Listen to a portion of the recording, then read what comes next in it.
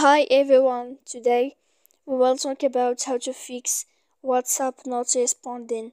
To know how to fix WhatsApp not responding, you should just go to settings like this. We will click.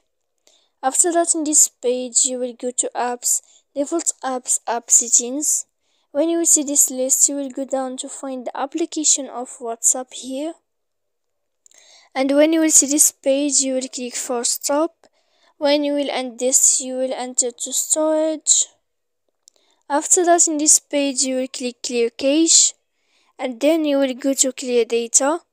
And after all that, you can update your application so that you can know how to fix WhatsApp not responding.